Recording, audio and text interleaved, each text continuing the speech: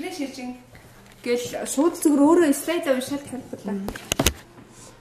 За чихрийн шижин өвчний талаар ярилцъя. За чихрийн шижин дэлхийд эрдэмтдийн байгууллагын мэдээнээс үүсэх юм бол өвчлөл нэг 15 жил тутамд 2 дахин нэмэгддэг.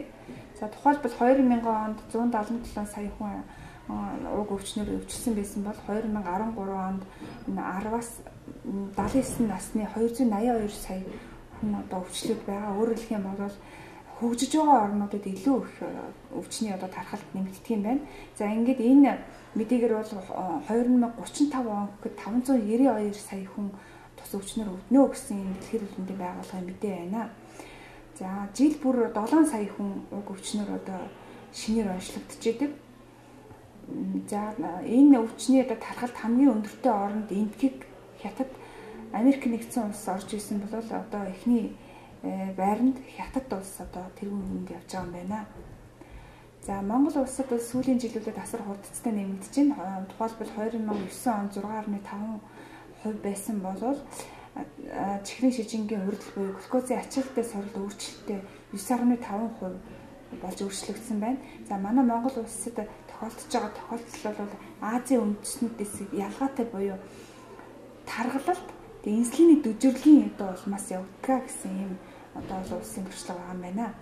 За Монгол улсад мөн 2009 оны байдлаар эмчийн хяналтанд 6471 хүн байсан бол шинээр 1042 хүн онцлогдсон. За 2013 оны байдлаар эмчийн хяналтанд 12000 орчим хүн байгаа боловч одоо онцлогдсон нөгөө 65000 хүнээс дөнгөж 12000 хүн л эмчийн хяналтанд өөрөөр хэлэх юм бол үлдсэн хувь нь одоо онцлогдоогүй 70 хэлбэрт байна гэсэн одоо ийм прогноз байгаамаа. За хяналтын байдлаар бол глюкозын гэмгэл одын хэвийн дээр 6.5-аас 7% байх хэвээр. Гэтэл манай энэ хүмүүсийн дунд байгаа хяналтын байдал нэг 11-ээс нэг 12% байгаа нь одоо цусндах сахарын хэмжээ өндөр байгааг харуулж байна. За дэлхийн эрүүл мэндийн байгууллагын мэдээнээс бол 2010 оны байдлаар эрүүл мэндийн салбарын нийт зардлын 11.6% зөвхөн чихрийн шижинд зарцуулсан байна. За тухайлбал Энтхэг эрүүл мэндийн салбарын нийт зардлын 25% зөвхөн чихрийн шижинд. Америкийн нэгдсэн улсад одоо хүндрэлгүй нэг чихрийн шижинтэй хүнд $703 зарцуулдаг бол хүндрэлтэй нэг чихрийн шижинтэй өвчтөнд $14,000 одоо зарцуулж ийн өөрөөр хэлбэл 20 дахин их байна. Хүндрэлтэй хүн. За Финланд улсад 534 еврог одоо нэг чихрийн шижинтэй хүн зарцуулдаг бол $10,300 еврог одоо хүндрэлтэй нэг чихрийн шижинтэй хүн зарцуулж байгаагаараа 19 дахин одоо их байна гэсэн юм одоо эдийн засгийн судалгаа байна. За Монгол улсад бид одоо 2009 оны байдлаар зарцуулсан зардал бол 580 сая төгрөгийг тус өвчин зарцуулаад байна гэсэн юм одоо эдийн засгийн судалгаа байна. За ингэхээр уг өвчин ямар өвчин бэ гэхээр удмын хүчин зүйл, за эсвэл инсулин дааврын үйлдэл эсийн инсулинд үзүүлэх мэдрэг чанар алдагдсанаас нөөц ус, уурга, липид, эрдэс бодисын өөрчлөлтөнд орж их шээх хам шинжээр илэрдэг бодисын солилцооны өвчнийг чихрийн шижин өвчин гинэ гэж байгаа. Тэгэхээр энэ өвчний үед бол их хуун, их шээн, шүн шээн, ялангуяа шүн босч шээх, за хараа алдагдах, ядар суулдах, жим буурах, халдвар өвтөмтгий болох буюу одоо дархлааны тогтолцоо одоо сулрах ийм шинжүүд илэрдэг. За дэлхийн эрүүл мэндийн байгууллага болон чихрийн шижингийн олон улсын холбооноос одоо бичиг үсэг тайлагдаагүй хүмүүст зориулж ийм одоо мэдээлэл гаргасан постерыг 2009 онд гаргасан байгаа. За энэ постер дээр их үх, их шээх, ядар суулдах, турах шинж тэмдэг илэрх юм бол эмчит хандаа гэсэн ийм одоо зураг туулцыг үзүүлсэн байна. За нойр улчирхаан бүтцийн талаар одоо энд тайлбарлахыг хүсэж байна. Нойр улчирхаан одоо хотоодны доор байрладаг толгой хүзүү их бие хэсгээс бүрддэг холимог шүүрлийн булчирхай байгаа. За энэ булчирхай маань альфа, бета, дельта гэдэг ийм эсүүдээс тогтдог. Тэдгээрийн бета-с буюу ланграгасын арал дээр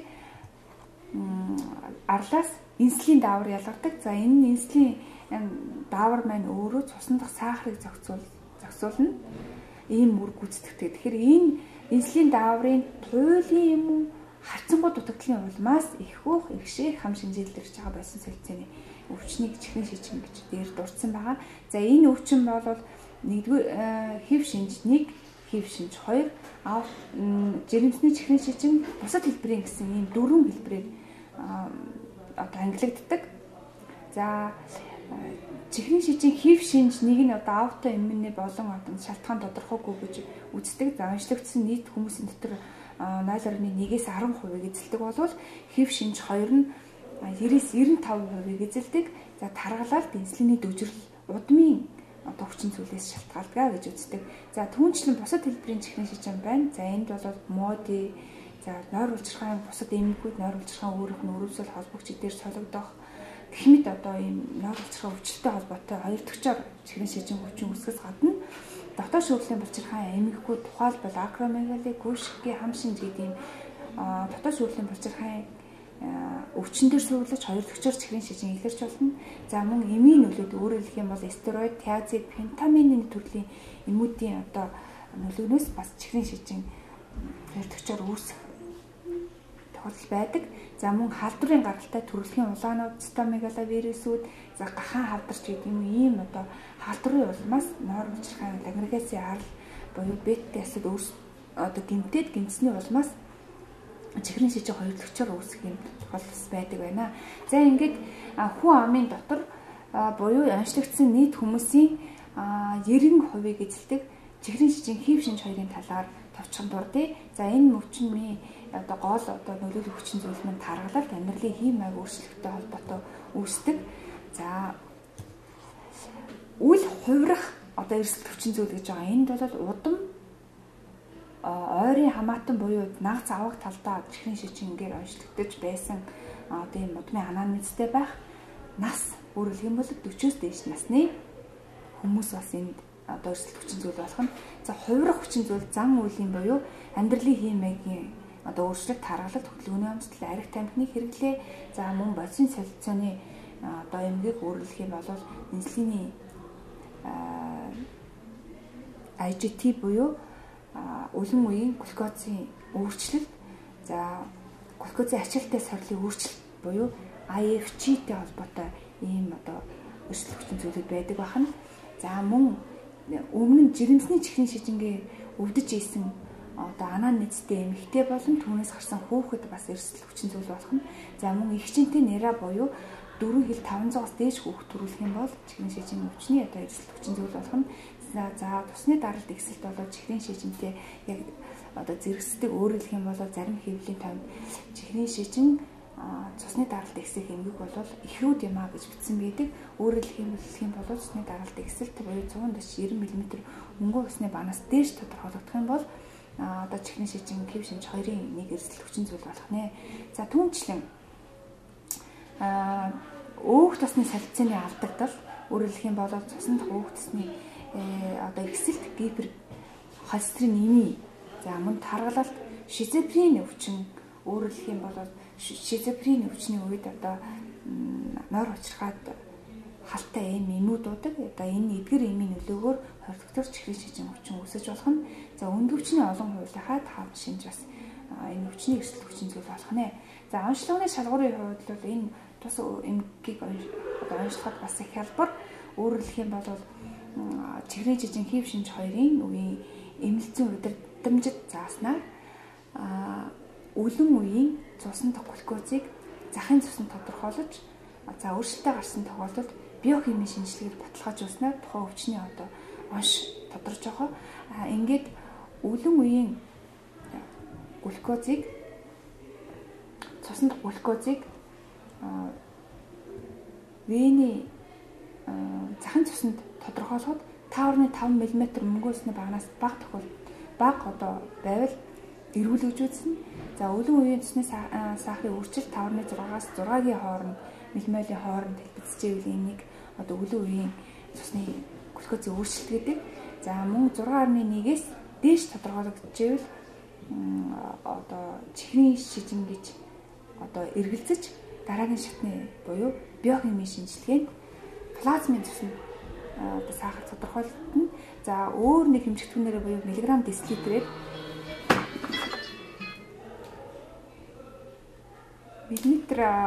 миллиграм децилитрээр тодорхойлогдоход 100 мг децилитр бол эрүүл, 100-аас 110 мг децилитр бол өвлийн үеийн глюкозын үржилттэйгээ 100 мг децилитрээс дээш бол чихрийн шижин байж болох юм а гэж одоо дараачийн шатны онцлогооны шалгуур тавих нь. За мөн санамсаргүй үеийн цусны сахарын хэмжээгээр 7.8 мл/литрээс бага тохиолдолд эрүүл, 7.8-аас 11 буюу 140-200 мг децилитр тодорхойлогдол ачаалттай сорил буюу одоо 75 г-аас харыг 75 г глюкозыг 200 г 250 мл усанд уусгаж дотоод шүүрлийн бочирхай хэмжээ хяналтанд ачаалттай сорилыг хийснээр одоо баталгаажуулна. За 11.1-ээс дээш буюу 200 мг децилитрээс дээш тохиолдолд чихрийн шижин гэж онцлно. За хүндрэл бол энэ чихрийн шижин өвчин бол одоо судасны эмгийг өөрчлөх юм бол харьцсан судас ихтэй газруудад одоо очиж гэмтээдэг.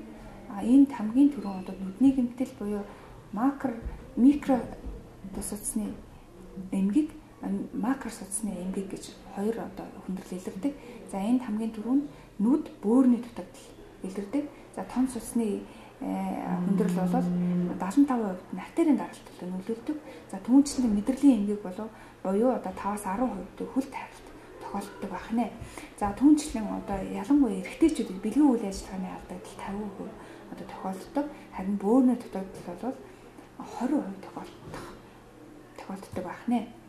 За чихрийн шижин болон нүдний торлогийн хүндрэл бол одоо илрүүлэхэд жил бүр энэ торлогийн судсыг мэрэгжлийн эмчит одоо хянуулснаар торлогийн хүндрийг эртэлрүүлэх боломжтой. За мөн түүжлэн микроальбумин өрөө бий баг нэвтрэлтэй уургийг одоо үлэн үеийн шээсэнд тодорхойлж бүрийн дутагдлыг илрүүлэх одоо ач холбогдолтой байдаг. Тийм болохоор чихрийн шижинтэй хүмүүс жил бүр микроальбумин өрийн шинжилгээнд одоо хамрах төстэй байна. За хүлний хүндрэл бол 15-аас 20% тохиолддог гэж дээр хэлсэн байгаа. За эдгээр хүндрэлүүдэд мэдрэл гэмтэх, мэдрэхгүй энэ алдагдал болон тэжээлийн дутагдлаар улмаас хүлний одоо эмгэг үүсдэг байх нэ. За хүлийн эмгэг бол ихэвчлэн одоо хүлний эвэр, хумс одоо гэмтэх хумсны халдварууд, хумсны мөөгөн зэрэг улмаас одоо хүндрэлүүд одоо үүсдэг. За чихрийн шижин өвчний менежментэд 4 одоо том бүлэгийг авч үздэг. Нэгдүгürt бол сургалт. Чихрийн шижингээр онцлогдсон хүмүүс бол сургалтанд хамрагдах ёстой. Мөн түүнчлэн дэглэм буюу хоол хөдлөөний дэглэм, за түүнчлэн эмийн эмчилгээ, дараагийн шатнд инсулин эмчилгээгээр зохицуулагддаг. За олон улсын чихрийн шижингийн холбооноос чихрийн шижингийн тусламж үйлчилгээний үйлчилгээг одоо мэрэгсэн багаар үзүүлнэ. Өөрөөр хэлэх юм бол эмч, сургагч, багш, хоол зүйч, нийгмийн эрдэмтдийн мэрэгчлэн, биеийн тамирын мэрэгчлэн, за мөн хөлний мэрэгчлэн ингээд өвчтөн хамтдаа мэрэгсэн багаар одоо тусламж үзүүлэхийг зөвлөмж болгож байгаамаа. За ингээд чихрийн шижингийн сургагч багшийн талаар товчхон өгүүлье. Чихрийн шижингийн сургагч багш маань ихэвчлэн одоо олон улсад суулагч хүмүүс сурган заах аргын сургалтанд сууж заах аргыг эзэмснээр одоо сургагч багшийг одоо хийдэг байгаа. За мөн түүнчлэн хоол зөөж, эм зөөж, нийгмийн мэрэгчлэн хөл судлаач нар одоо энэ сургагч багшаар ажилладаг байх нэ. За сургагч багшийг 1950-аад оноос одоо диабетийн тусламж үйлчилгээнд одоо чухал юм а гэдгийг гаргаж ирсэн байгаа. Өөрөөр хэлэх юм бол чихрийн шижингийн сургалтын төв одоо Канада улсад анх үүснээс чихрийн шижингийн сургалт эхэлсэн гэж үздэг. За 1953-аас 1970 онд Канадын чихрийн шижинтэй хүүхдүүдэд одоо зориулсан ийм анхны цуслан сургалт эхэлж исэн сургалтын төвүүд бий болж байсан юм түүх байна. За мөн 1972 онд чихрийн шижингийн сургагч багшийн анхны нийгэмлэг байгуулагдсан. За энэ нийгэмлэгт бол сувилагч, хоол зөөч, за тэгээд ерөнхий мэрэгжлийн эмч, нийгмийн эрдэмтдийн мэрэгчлэн одоо хүмүүс багтдаг байна. За энэ мэрэгчсэн багийн тусламж үйлчилгээ бол багууд багийн гишүүд хоорондоо уялдаа холбоотой гишүүн бүр дараагийн шатны сургалтанд хамрагдах боломжоор хангагдсан үйлчлүүлэгч төвтэй нотлохоос үлдсэн тусламж үйлчлэгийг үзүүлэх ёстой байдаг. Өөрөөр хэлэх юм бол багийн гишүүдийн уялдаа холбоо, багийн гишүүд хоорондоо нэгт уялдсан тэгээд багийн гишүүдийн өгж байгаа зөвлөмж нь хоорондоо уялдаатай давхардаж болно гэсэн юм олон улсын зөвлөмж байгаамаа. За энэ сургалтын чихрийн шижингийн сургалтын гол зорилго нь өвчтөнд өөрийн хяналтыг эзэмшүүлэх явдал байгаа. Өөрөөр хэлбэл мэдлэг чадвар хандлагыг өвчтөнд эзэмшүүлнэ. Ингээд удаан хугацааны туршид цусндах сахарыг хэвэн байлгах юм ач холбогдлыг ойлгуулах ёстой. За зарим өвчтөнд буруу хандлагууд байдаг. Жишээлбэл эрт юм уухт эмээ зөвхөн энэ бол баян хүний өвч юм гэдэг ч юм уу тий. Эсвэл амь насанд аюулгүй өвч юм эсвэл инсулин тарианд орхол юм бол тасал үүсдэг. Энэ бол хүндэрсэн гэсэн үг. За хөлөө тайруулдаг өвчин юм гэсэн юм айдсыг төрүүлсэн байж байгаа. Тэгээ тийм болохоор бид мэрэгжлийн багийнхан эдгээр буруу хандлага, буруу зам үйлийг сургалтаар сайжруулж эерэг мэдээллийг өгөх ёстой. За багийн гишүүд үйлчлүүлэгчтэй харьцахдаа дараах алдаануудаас бас сэргийлэх хэрэгтэй. Өөрөөр хэлэх юм бол бид сайн сонсож өвчтний зөвөрийг гүйцэд яриулдаг байх. Нэг юм алдаа ах нь. За мөн их мэдгч буюу давамгайлж би шийдвэрийг гаргаж өгдөг. Өөрөөр хэлэх юм бол эрүүл мэндийн ажилтнууд бид давамгайлж өвчтөнд шийдвэрийг төрүүлж гаргаж өгөх нь бас их алдаа байдаг байна. За нөгөө тэгвэр шүүмжлэлтэй хандаж бас ийм алдаанд хүрдэг. За өвчтнийг эргэцүүлэн бодох, өөрөөр нь шийдвэрийг гаргуулах сонголтыг бид аль болохоор олгож авах хэрэгтэй. Ойлгомжтой ярилцах хэрэгтэй. Eye contact буюу нүдний харцыг уншиж тайлбарлаж тэр хүний дотоод сэтгэлийг сайн тайлах хэрэгтэй байна. За түүнчлэн ихтгэл үнэмшил сэтэл төрүүлэхүйц хэмжээний зөвлөмжийг өгөх ёстой. Дуу хоолойны өнгө, сонирхол татхүйц, найрсаг байх ёстой байх нэ. Ийм алтан дүрмийг бид баримтлах ёстой байна. За мөн түүнчлэн сургалтын мөн чанарыг бас бид ойлгох ёстой. Зайлшгүй өгөх ёстой мэдээллээр хангана. Үр ашигтай мэдээллийг өгнө. Зөв мэдээллийг тэг өвчтөн суурилсан харилцан биетэй уялдаатай мэдээллийг өгөх нэ. За мөн түүнчлэн сургалтыг сургалтаар өгж байгаа зөвлөмж нь амьдралын хэм маягийг өөрчлөх чиглэсэн туслах дэмжих өдөөхүйц байх ёстой. Өнөөдрөөс эхлээд хэрэгжүүлж болох үс юм энгийн хэлбэр зүйлдэд тулгуурлах ёстой. Мэргэжлийн багийнхантай нэгт уялдсан байх ёстой. За энэ нэгт уялдааг бол дахин давтан өгүүлсэн байна. За түүнчлэн энгийн ойлгоход хэлбэр хувь хүний онцлог, шашин шүтлэг хувийн хэрэгцээнд нь тулгуурлаж үзүүлэн таниулах материал хэрэгсэл ойлгомжтой байдлаар хараад ойлгоод шийдвэр гаргахад хэлбэр ийм мэдээллийг хангах нь чухал байх нэ. За өвчтөнд сэтэл төрүүлэх нь чухал. Өөрөөр хэлэх юм бол цуснах сахарыг хянаж чадсанаар өдөр тутмын хэвийн амьдрал үргэлжлэнэ гэдгийг тухайн өвчтний сайтар ойлгосон байх нь.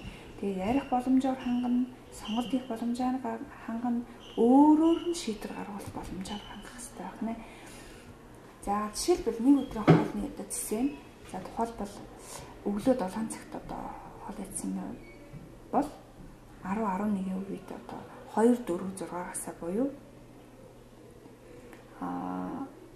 жимс, хүнсний ногоо эсвэл сүү цагаан эдээ 10-11 цаг үед хэрэглэнэ.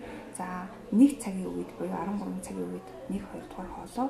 За тэгээд 3-4 цагийн үед мөн 2-4-6-аас буюу 100 шилбэрээр ингээд 6-аас 7 цагийн хооронд орой хоолоо идэхээр за түүнчлэн 900 оройн 21 цаг 21-22 цагийн үед хэрвээ инсулин хийлгдэг бол жижигхэн ийм 100 шиг итгэхээр хоолны цэцгийг зохиоход хамтран зохиох хэрэгтэй байна.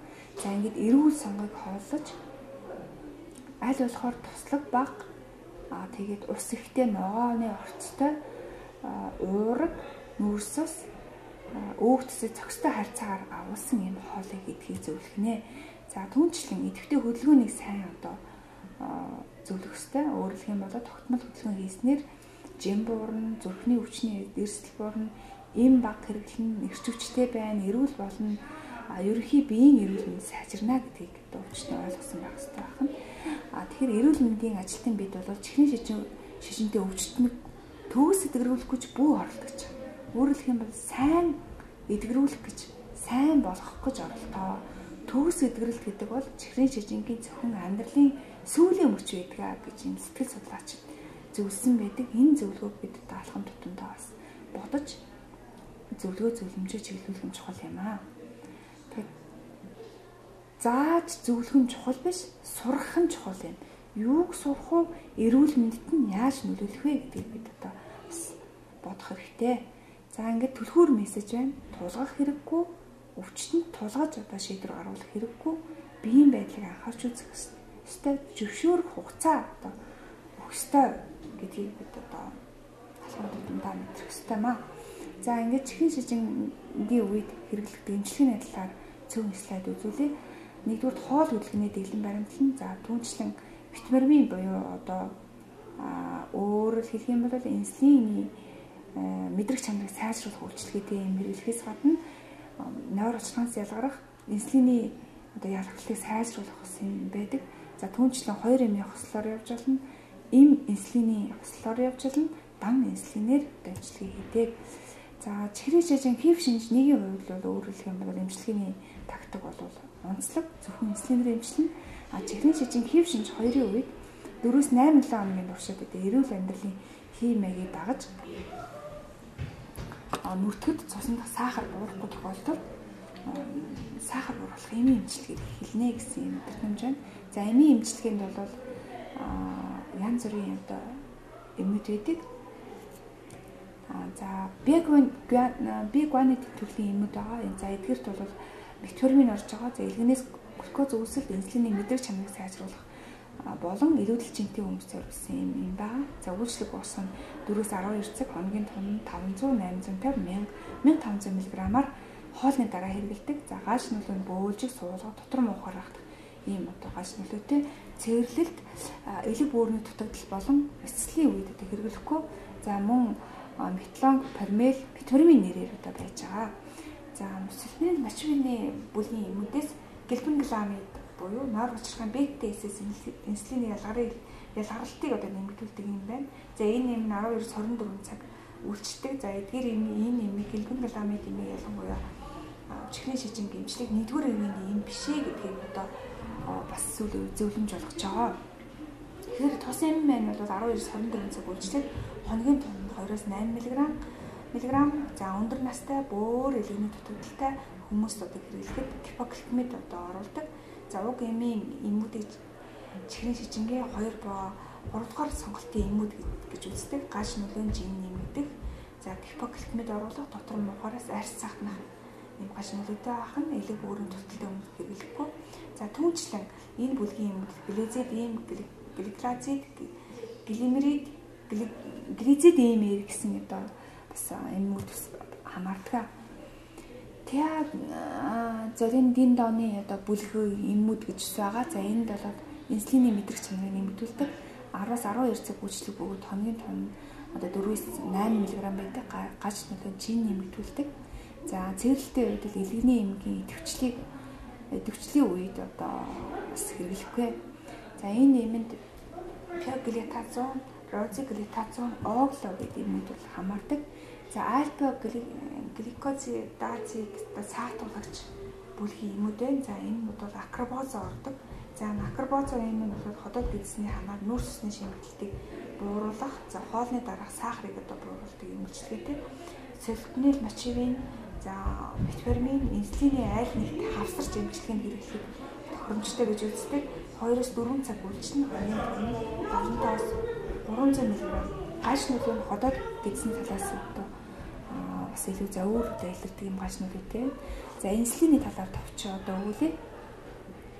За инсулин эмчилгээ эхлэх заалт гэж байна. За энэ заалтанд халдвар төвчөөр хавсарсан мессажлбарын үед жирэмсэл төрөлтийн үед чихрийн шижингийн аль нэг хүндрэл илэрсэн тохиолдолд бол инсулин эмчилгээг шууд эхэлдэг. За инсулин шахуурга гэж байна. Өөрөөр хэлэх юм бол инсулины памп гэж байгаа. Хэвчлэн богино хугацааны бүлгэлтийг инсулинийг одоо шахуургаар хийдэг. За энэ памп маань инсулин одоо хэрхэн ордог вэ гэхээр энэ пампд тусгай одоо төхөөрөмжөд команд өгөөд инсулиныг одоо энэ шахах өөрөлдөх юм бол арьсан доор өөхөн эдэс суулгаад өгчдөг юм төхөөрөмжөд байдаг. Хэв шинж нэгэн үед хэвчлэн энэ шахуурыг хэрэглэдэг. За инсулины тариур байдаг. За энэ тариурыг бол новопин гэж нэрлэдэг. Новопин бол энэ зориултын инсулиныг үзгэн тариуртай хийгээд зориултын одоо хушуу буюу зүг угсарч ардаа одоо тун тохируулах юм тохируулахтай байгаа. Энэ тохируулахаар болно угсарч ингэж хэрэгэлдэг байгаа. Бид авч явахад хялбар юм одоо сүүлийн твшилт технологиор гарч ирсэн юм үзгэн тариур ахнаа. За урьдчилан сэргийлтийн талаар бид өгүүлье. За нэгдүгээр бол эрсдэл хүчин зүйлийг одоо зүйлсийн эрсдлийг буруулах ёстой.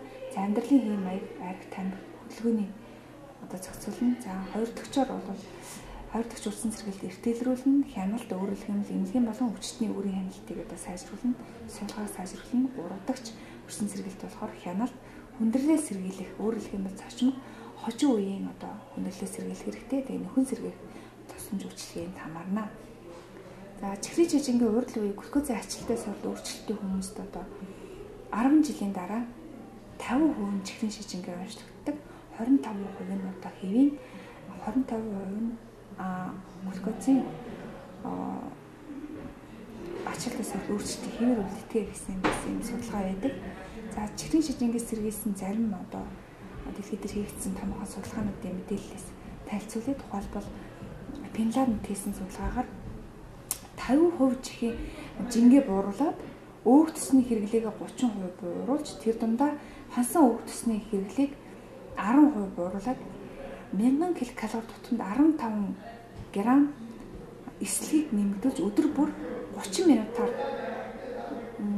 одоо дунд зэргийн эрчимтэй дасгал хөдөлгөөн хийлгэхэд 50% чихрийн шижингийн эрсдэл буурсан юм одоо томхохон судалгаа байдаг. За 58% буурсан юм том судалгаа байдаг. За мөн энэ чихрийн шижинг сэргийлэх Финландын мөн судалгаа байдаг. За энд бол яасан бэхээр дундаж насны 51 биеийн жингийн 34-тэй ийм хүмүүсийг биеийн жинг 7% бууруулад 7 хоногт 150 минутаар дасгал хөдөлгөөн хийлгэсэн. Мөн нөгөө бүлэгт нь 850 мг метформиныг уулгаад 3 жил дагаж судлахад 29%-аар одоо чихрийн шижингийн эрсдэл буурч исэн байх нь метформин уусан бүлэгт 22% буурч исэн. Ийм одоо туршлага байх нэ. Мөн түнчлэн плацебо хэрэглэж чихрийн шижин хэв шинж хоёрын одоо эрсдлийг бууруулах юм судалгаа хийгдэхэд энэ графикэн дээр бол жил хүнлээ огтлол явж байна. Босоо одоо тэнхлэгэд биеийн жингийн одоо бууралтыг харуулсан байна.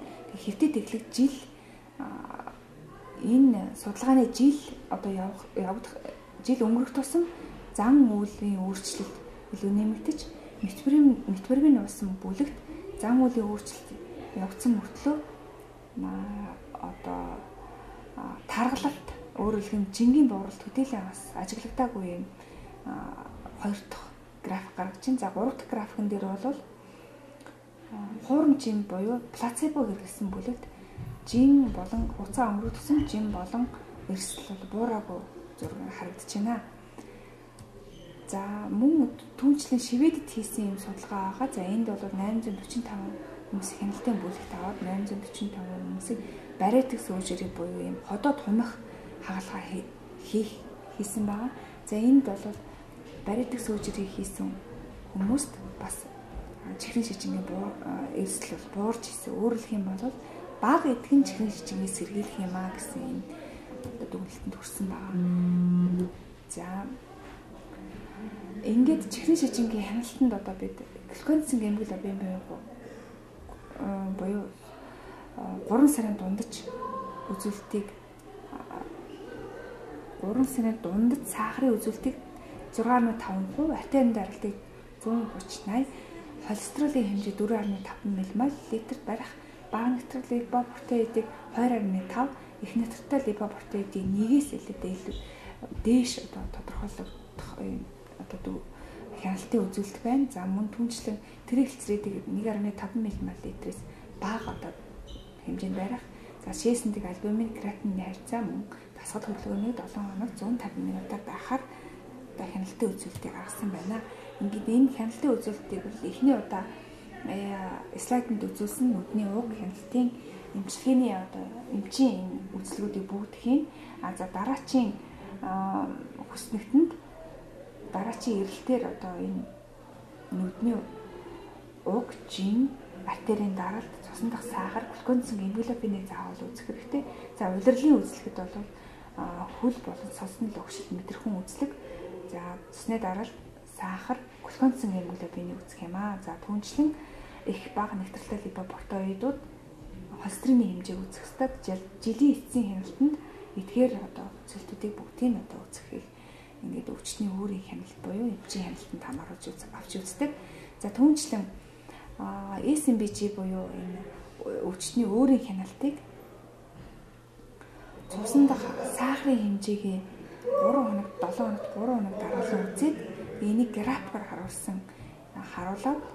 харуулж өөрөөр хэлэх юм бол энэ хүснэгтийг бөглөхийг бол SMBG буюу өвчтний өөрийн хяналт гэдэг. За энэ хяналтанд бид өдрийн хоол, орой хоолноос одоо 2 цагийн дараах сахарын хэмжээ болон өдөрт 7 удаа удсан хэмжилтүүдэд энд дүгнэснээр дараачийн шатны төлөвлөгөө буюу хоол хөдөлгөөний дэглэм, эмийн эмчилгээг тухайн өвчтөн эмчилгээгээ одоо боловсруулахад энэ бол ашиг багталтай юм бүснэгт байгаа. За ингээд түлхүүр үгийг бид танилцуулъя. Чихрийн шижин хэв шинж 2, чихрийн шижин хэв шинж 2-той өвчтний сургалт, чихрийн шижин хэв шинж 2-той өвчтний өөртөө үзүүлэхдээ тусламжийг танилцуулахыг та бүхнээс одоо хүсэж байна. Ингээд асуулт байвал хариулахад бэлэн байна.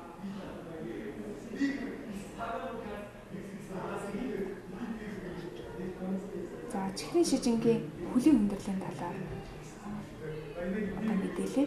За чихрийн шижингийн хөлийн талаарх сургалт нь сувлагч хүмүүст бол хөлийн одоо хүндрэлийн талаар өвчтөн заавал сургалт явуулах ёстой. За энэ тэгэхээр сургалтанд хөлийн хүндрэлээс сэргийлэх өөрөөр хэлбэл эрсдэл ихтэй бол арга хэмжээнүүд өөр байдаг. Эрсдэл бүхий хүн амын амьдралын хэмжээг өөрчлөх юм шаардлага гарч идэг. Өөрөөр хэлбэл сургалт нь бол нотлохоон суулж эрүүл бүлэгт ямар мэдээлэл өгөх үү, эрсдэл бага үед явах уу, анхаарал татсан буюу эрсдэл дунд зэрэг үед ямар мэдээлэл өгөх үү, гоц анхаарах эрсдэл өндөртэй үед ямар мэдээлэл өгөх үү гэдг нь бол сургалтын агуулгаараа хэрэгцээнд тохируулж өөр мэдээлэл өгнө. За өөрөөр хэлэх юм бол сургалт заашгүй хэрэгцээтэй хүмүүст зориулсан мэдээллийг энд өгөхийг хүсэж байна. За хөлөө өдөр бүр угаана, өдөр бүр шалахыг зөвлөн, хөлөөрөө мөшгөлгүй байх. За хөлөө угаах юм бол усныхаа хэмийг үзнэ. За хуруу хооронд одоо угаана, хөлний тосонд хэрэглэл. За сайн гэрэлтэй орчинд одоо өөрөө хөлөө шалгаж яахыг, өдөр бүр шалгаж яахыг зөвлөнө. За түнчлэн хурууны шархаа одоо хэрхэн эмчлэх өөрөөр хэлэх юм бол өвчтний хөлийг үзэхэд хуруу хооронд одоо шархалцсан байдаг. Хөлийн уулд одоо өөрөөр хэлбэл тавхаад одоо илүү шархалцсан байдаг. За энд мөөгөнцөр одоо бас давмгаалсан юм бас халдрууд байдаг. За энэ үед яах вэ гэхээр мөөгөнцөр хэрвээ мөөгөнцөртэй бол мөөгөнцрээс тусэрглэн шархтай байх юм бол шархны эргэн тойронд арсыг цэвэрлж хагаад одоо ариут тууч уулзсамлуудаар тухайн шархыг эмчлэх юм аа гэж зөвлөнө. За мөн харж ажиглах хэрэгтэй.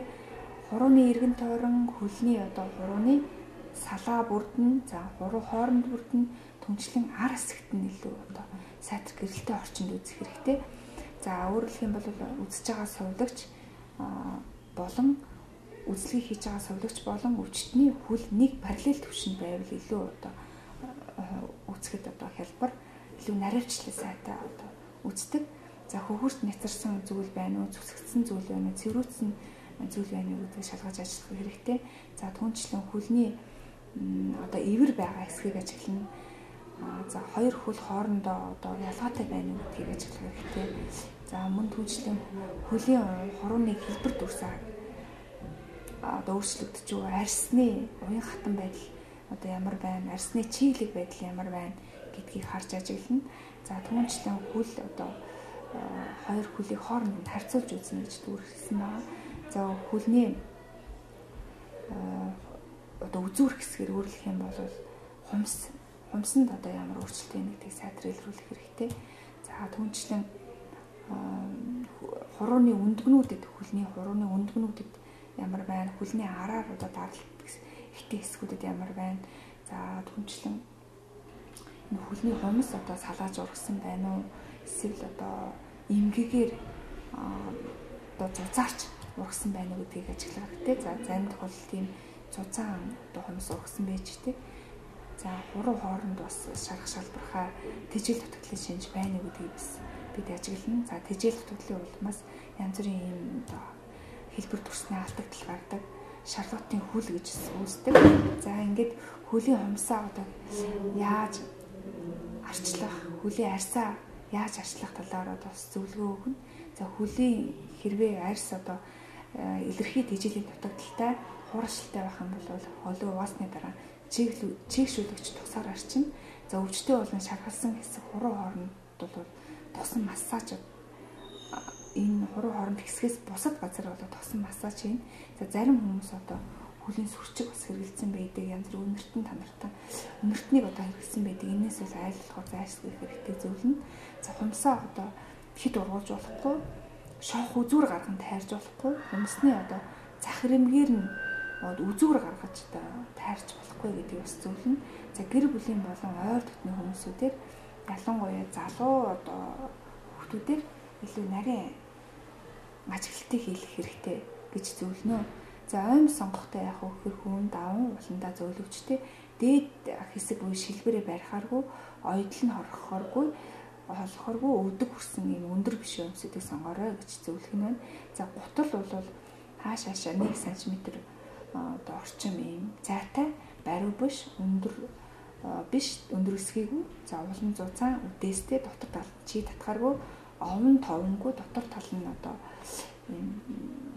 гүлгэр байхыг одоо шаардсан юм гутлыг сонгох зөвлөх нь байна. За мөн одоо урдуураа онгорхой за тэгээд одоо хит намхан ултай ийм одоо хит нэмгэн эрзэний ултай гутал сонгохыг бол сонгохоос зайлсхийхийг зөвлөх хэрэгтэй. За хамгийн одоо тохиромжтой гутал чи татхааргүй улан зузаан бариу биш хөлдөө итэх юм гутал байдаг. Арьсан гутал байдаг. За гутлаа хизээ шинэ гутлаа худалдаж авахдаа хизээ авах вэ гэхээр үдээс хойш өөрөлдөх юм бол хүмүүс одоо үдээс хойш хөл их хөөцсөн байдаг. Тэгээ энэ үед гутал өмсөж үзээ шинэ гутал худалдаж авах. За өмсөж үзснийхаа дараа сайн явж өөрөлдөх юм бол бас зарим одоо зөвлөгөөн дээр бичсэн байдаг л да. Стресстэй үедээ хизээж битгий одоо чихрэж жинтэй хүмүүс хүнсний дэлгүүр битгий ороо битгий одоо гутал худалдаж аваарай гэж юм нарийн зөвлөгөө өгсөн байдаг. Энийг бас бид одоо өгч явах хэрэгтэй. За ингээд удаан өмсөж үзснийхаа дараагаар сонголтоо хийн. Шинэ гутал аваад хизээж өдөржингөө одоо өмсөхгүй 2 цагаар аажин тасгаж өмсөхийг бид одоо зөвлөж болох хэрэгтэй ахна. За ингээд хөлийн хүндрэл бол чихрийн жижигний хөлийн хүндрэл мэдрэлийн буюу нейропатийн хүндрэл мөн хөлийн мэдрэхүй алдагдлаар илэрдэг.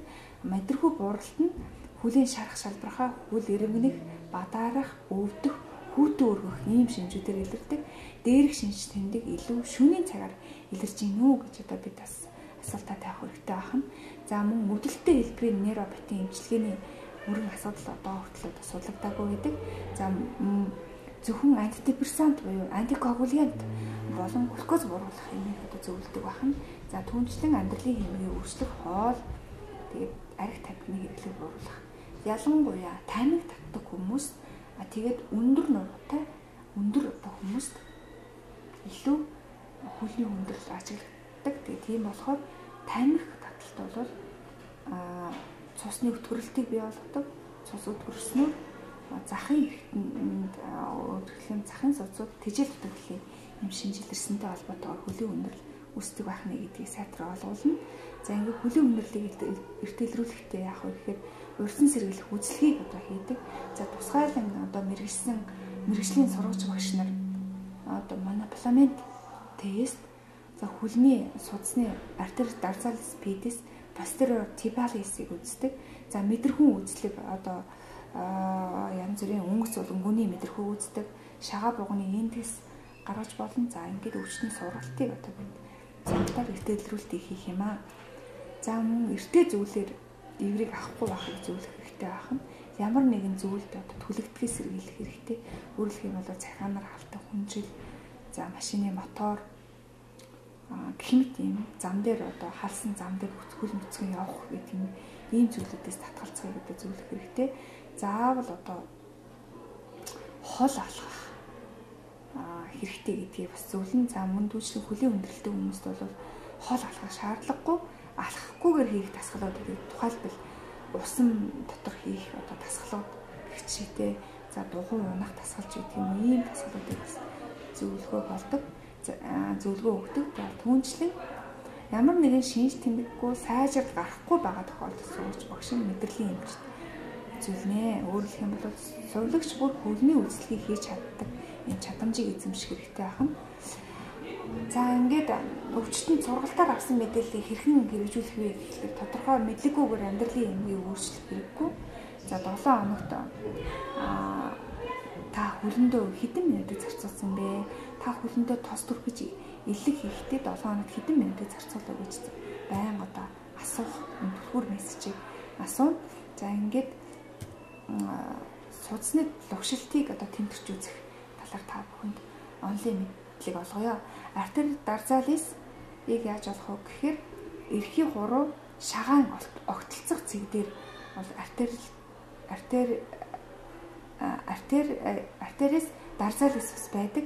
За энэ дарзалис дээр одоо мэдрэхүүг үзэж байгаа зургийг энэ слайданд үзүүлсэн байна. За хөлийн ууланд буюу энэ хөлийн ард шилбэнд тибалисыг одоо үздэг. За энэ тибалисыг одоо лугшилт байна уу байхгүй юу гэдгийг одоо бидээс үзэж чаддаг байх хэрэгтэй байна. За артерис дарзалис, артерис тибалисыг энд одоо зурганд харуулсан байна.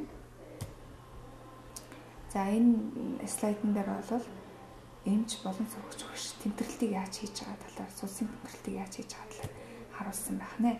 За монополамент тест гэж түрүүн тайлбарсан. За энэ маань тусгайлан 10 грамын одоо жинтэй юм сатуркан мэдрэгчээр монополамент гэдэг энэ багжээр одоо тодорхой цэгүүдэд 10 секунд орчим дараад мэдрэхүүн алдагдлыг илрүүлдэг. За энэ монополамент дээр бол энэ дараах цэгүүд нь бол тодорхой байдаг.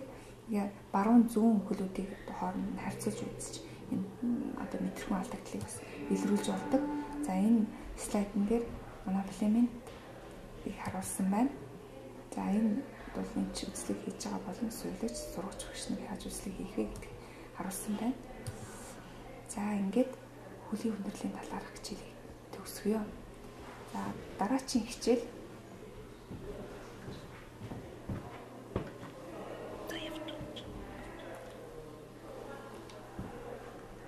артерийн гипертензийн эмгийн талаар та бүхэн товч мэдээлэл харуулъя. За артерийн гипертенз өвчин буюу цусны даралт нь зарим нэмүүд хэрэглэсэн болон хэрэглэж байх үед сүүлийн 14-ийн байх үед буюу сүүлийн 14 хоногийн туршид эм хэрэглээгүй тохиолдолд диастолийн даралт 140, систолийн даралт 90 мм мөнгөн усны багнаас дээш тодорхойлолтыг артерийн гипертенз гэж нэрлэнэ гэсэн юм тодорхойлт байдаг. Тэгэхээр дэлхийн эрдэмтэн байгууллагын статистик мэдээллээс үзэх юм бол баруун орнуудад агшилтын даралт 80 хүртэлх насны бүлэгт, сулралтын даралт 55 хүртэлх насны бүлэгт өөрөлдөх юм бол нас их нэмэгдэх тусам артерийн гипертенз төрөх магадлал өндөртэй байдаг байна. За Монгол улсын хувьд бол өвчлөг нас баралтын тэрүүлэг шалтгааны нэгд одоо хэвээр байна. За Монгол улсад Алтай хаанга хөвсгөл хинтийн нурууны уулархаг бүс нутагт буюу одоо далайн түвшнээс дээш 1600-аас 2500 м-тэй одоо амьдардаг хүмүүст 20-25%, давас их хэрэгэлдэг баруун бүс нутгийн хүмүүст одоо артерийн даралт хэсэг эмгийг илүү одоо өндөр түвшинд тодорхойлогдно гэсэн юм одоо судалгаа байдаг. За мөн зүүн аймагуудын нутгийн 5-10% тохиолддог байна. За тодорхойлт түрүү хэлсэн байгаа сүүлийн 14 хоногийн туршид даралт бууруулах юм хэрэглээгүй тохиолдолд систолийн даралт 140, диастолийн даралт 90 мм мөнгөн усны бага нь буюу түүнээс дээш тодорхойлогдохыг артерийн гипертензи гинэ.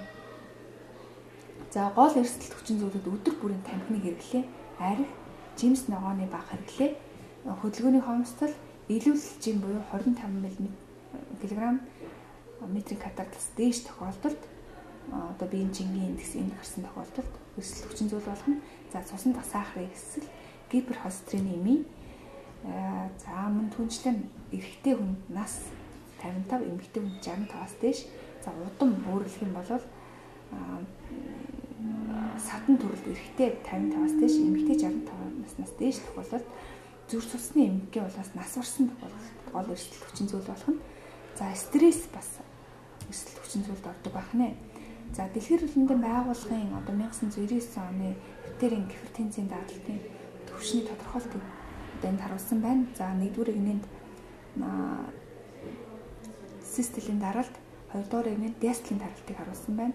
За хэвийн даралт гэж үзэх юм зохистой даралтын зохистой одоо хамгийн тохиромжтой даралт гэж үзэх юм бол 120-80-аас бага уу түнтэй тэнцүү байгаа тохиолдолд одоо хамгийн тохиромжтой даралт гэж үзэх нь.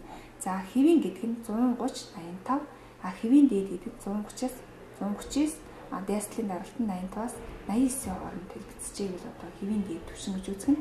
За артерийн гипертензийн 1-р зэргийн үеиг гэдэг маань 140-150-ээс диастолийн даралт нь 90-90 байгаа тохиолдлыг хэлэх нь. За завсрын дээд бүлэг буюу 140-149, 90-94 мм мөнгөн усны бага нь байгаа тохиолдолд энийг завсрын дээд бүлэг гэж үзэх нь. За хоёрдугаар зэргийн артерийн гипертензи гэдэг нь 160-аас 179 мм мөнгөн усны бага нь. За диастолийн даралт нь 100-аас 109-ийн хооронд байвал. За 3-р зэргийн артерийн гипертензи гэдэг нь 180-аас дээш буюу тэнцүү. Диастолийн даралт нь 110 түнэс дээш байгаа тохиолдлыг мэдлэгнэ. За ангилалт дараах зүйлүүдийг анхаарах хэрэгтэй. Систол, диастолийн даралт өөр ангилалт хэрвээ байх юм бол аль дээд түвшингээр нь одоо баримжааж авах нь байна. За нэг удаагийн үйлчлэгээр артерийн даралтыг одоо хизээ тогтоохгүй өөрчлөх юм бол хэд хэдэн удаа хэмжилт хийсний дараагаар дундаж одоо хэмжилтийг авч дунджийг одоо үндэслэх нь 2-3 удаагийн үйлчлэгээр үйлчлэг тус бүрд хамгийн багадаа 2 удаа хэмжилт хийсний дараа энэ артерийн гипертензийн үе шатыг тогтооно гэсэн ийм артерийн гипертензийн Монгол улсын удирдамж байгаа. Энийг та бүхэн бас дэлгэрүүлж уншаарай. За үнэлгээ өөрлөх юм болох юм артерийн гипертензийн 1-р үед ямар шинж тэмдэг илэрхий гэхээр үйлчлэгчдийн зүгээс хаяа толгой өвдөх, толгой дүүрэх, эргэх, чих шуугах, шилэн хүзүү хөшөх, нойр муудах. Зарим тохиолдолд хүмүүс их унтаад байна гэж нэрлэг нойр л их хүрээд ах юм гэж бас өгүүлэмж хэлдэг. За зүгүрх дээсэг, ам цангаах, гар хөлрөх, хөл чинрэх, уцаарлах юм шинж тэмдэг илэрдэг. За мөн амьдралын хэмээгийн зүгээс тамхи, өөх тосны хэрэглээ илүүдэлжин хөдөлгөөний хомсдлоод энд хамаарна. Түүнчлэн хурхирч унтах. Өөрөөр хэлэх юм бол унтахдаа дуугчирч хөхрөөд байна гэсэн ийм зовруудыг хэлдэг. За артерийн гипертензийн 2-р үед бол дээрх шинж тэмдгүүдээс гадна бай эрхтний талаас одоо өөрөлдөх юм бол гэмтсэн эрхтний талаас хүндрэл үүсдэг. Бай эрхтэн гэдэг маань зүрх, тархи, бөөр өөрөлдөх юм бол зүрхний зүүн ховлын томрол энэ шинж тэмдэг илэрдэг. За энэ үед бол ачааллын үед амьсгаадах, зүрхээр өвдөг, хавгнах, за мөн түвшлэн одоо өксүр газар явхад одоо амьсгаатай байна. Салхи сүрж явхад зүрхээр өвдөд байна гэсэн завруудыг хэлдэг. За түүнчлэн зүрхний зүүн ховлын зузаарлын шинж гардаг. Өөрөлдөх юм бол бодит үзлэгээр тэмдэг тогтчдоор зүрхний зүүн хил одоо зүүн тишээ томорсон байдаг. За зүрхний оройн түлхэл 5-6 дугаар хаврагнаас доошиж зүүн эгний дунд шогноос гадагшилдаг. За ийм одоо түлхэлтийг одоо бид бас мэдэрч болно. За эрентгийн зураг зүрхний уртын хэмжээ ихсэж үрс ховдол хооронд одоо үсэх үнцгийн хэмжээ бол хурц байсан одоо тодорхойлогддог байна. За үнэлгээний үед захын цусны лугшид цөөр нь хоёр талдаа ижил бус арсны одоо тэжээлийн өөрчлөлтүүд за түүнчлэн нүдний торлогийн өөрчлөлтүүдийн нүдний эмчимслэгийг тодорхойлогддог. За ингээд артерийн гипертензийн гол одоо хүндрэл бол тархин цус арга байгаа. За түүнчлэн нүдний гэмтэл, зүрхний шигдээс, зүрхний дутагдал, бөөрийн дутагдал, артерийн цусны дах цусны нүжрэл нь улмаар одоо зүрхний шигдээс цус аргалтанд хүргэдэг ийм одоо гол хүндрэлүүдийг үүсдэг байгаа. За мөн артерийн гипертензийн одоо өвчний үед зүрхний дутагдал, зүүн ховлын зузаарал, зүрхний бичгийн шигдээс, артерийн гипертензийн тархины эмгэг, зүрхнээс тархины цус аргалт, манас таталтын одоо урдл, ингээ харвалт, бөөрийн харахад дутагдал, сохролт, гол судасны зүлхэн гэсэн ийм олон одоо хүндрэлүүдэд хүрэх юм одоо аюултай байх нэ. За гол хүндрэл маань бол зүрх болон гол судасны атеросклероз байгаа. Өөрөөр хэлэх юм бол хөөсөн судасны дутагдлын хаамд хөөсөн эсэд одоо хувирсан макробагууд хуримтлагдана. За мөн липид, кальц, эсийн одоо хаягдлын одоо үүснээр фиброзын дээд хязгаар үүсч эдгээр нь одоо судасны дутагдлын эндотел гэмтээснээр блок үүсч ингээд одоо харвал болон шигдээсийг болно хүргэдэг байна. Өөрөөр хэлэх юм бол тархины цус хангамжийн дутагдал буюу тархины цус харвалтыг үүсгэдэг байна. За дээр хэлсэн байгаа зүрхний талаас зүрхний цусан хангамжийн дутагдал, зүрхний баг, зүрхний шигдээсийг үүсгэдэг байгаа. За нүдний хараа муудах, торлог хавнах, цус арвах, сохрох юм аюултай байдаг. За бөөрийн судасны хатварлын улмаас бөөрийн дутагдалд хүргээд улмаар одоо диализ эмчилгээ бөөр шилжүүлэлт суулгахад одоо хүрдэг байна. За ингээд шинжилгээний үед одоо нүдний уг, зүрхний цахилгаан бичлэг, чээж, гэрэлт харах эрентгийн цуснд одоо гемокрит, сахар, холестерин, тригглицерид, креатинины хэмжээг үзсэн. За түүнчлэн 10-аас 12 цаг одоо үлэн байлгаж байгаа. Их нэвтрэлээ липопротеид, хай дэнсити липид, лөө дэнсити липид, бага нэвтрэл липопротеид, кальц, магний, калийг одоо үзнэ. За түүнчлэн шээсний ерөнхий шинжилгээ зүрхний эхо ангиограф, CT буюу компьютерний томограф, MRI одоо шинжилгээг хийж болно. За эмчилгээний хувьд дараах тактик баримтлагдаг бахан нэгдүгээр дарал бууруулах, хүндрэлээ сэргийлэх, амьдралын чанарыг сайжруулах эмчилгээ ордог. За эмчилгээний гол зорилго нь 140-90 мм мөнгөн усны багантай тэнцүү юу түүнээс бага одоо хэмжээнд аажмаар бууруулах юм тактик барина. А хэрвээ чихрийн шижинтэй болон бөөрийн эвхтэй авах юм бол стандарт өвшөө одоо буулгаж 130-80-аас одоо бага буюу түүнтэй тэнцүү байлгахыг олон улсын судалгаагаар зөвлөмж болгосон байх нэ. За ингээд эмчилгээний талаар цөөхөн слайдыг харуулъя. Даралтыг айжин буулгах тактик баримтлал нь амьдралын ямгийг бүрчлэн удаан хугацаанд эмчилгээний дэглэм баримтлагыг одоо ойлгуулж, ятгаж, ухуулж ийм сургалтаар хангах нь хамгийн одоо хялбар бөгөөд өртөг зардал багтай. Тэгээд тухайн хүндээ болоод хяналтыг эзэмшүүлэх гол одоо эмчилгээ байгаа. За тэгээд нөхцөлдүүлээд байгаа тэр хүчин зүйлүүдийн эрсдлийг бууруулна. Өөрөөр хэлэх юм бол тамхинаас гаргах, архины хэрэглээг хянах, эрүүл хоол, идэвхтэй хөдөлгөөнд чин бууруулах одоо зөвлөх ёстой. За эмийн эмчилгээ бол нэгдүгээр шээсүүн, ангин тэнцийн хувиргац, ферментийг саатуулагч, эс ингибиторыг одоо хэрэглэн кальцийн сувгийг хориглогч буюу кальцийн антагонистууд, бета блокаторууд, кальцины төрлийн шээсүүх юмнуудыг хэрэглэхээс гадна өөх цэсний солилцоонд нөлөөлөх юм буюу статины бүлгийн одоо эмүүд болон фибратын төрлийн юмнуудыг хэрэглэн. За омега 3, 6-г мөн одоо хэрэглэж болно. За ангид тэнцийн эрзэтийг хориглогч юмнуудыг хэрэгэлдэг. За тайзуудын төрлийн шээс өөх эмүүдэн даралтыг одоо хамгийн сайн бууруулдаг. За зүрхний өвчлөлөө сэргийлэх, даралт бууруулах, липид бууруулах эмчилгээг бол хавсарч хэрэглэхээс гадна даралт эксэлтээс үүдэлтэй хүндрэлээс өрсөн зэрэглэхэд шээс өөх юм маш үр дүнтэй болохыг одоо олон улсын зөвлөмжийн давуу одоо баримтлана. За шээс өөх юм фурсамид, гидрохлоротиазид, спранолактин одоо буюу 3 хоногийн дараа үйлчлэгийг эхэлдэг юмнууд байна. За мөн бета адренобалкатрууд, атинолол, пропранолол, за ангид тэнцвийн хуургагч, хөрөвдийг саатуулагч, эс ингибитор юмуд байна. За тухайлбал каптабрил, энолоферил, дертонууд, лизиноферилийн юмуд байна. За кальцийн антагонист, нипидипин, амлодипин, нормодипин, верапамил гэрчлэн одоо юмуд байна. За түүнчлэн кальцийн антагонист дарал бууруулах юм бол үр дүнтэй сайн юм боловч эмийн цохимж одоо сайтай байдаг. За энэ юм сислийн дарал өндөртэй тэгээд настай өвчтнүүдийг тархины цусан хангамжийн хямралаас сэргийлэхэд одоо хамгийн тохиромжтой юм гэж үздэг.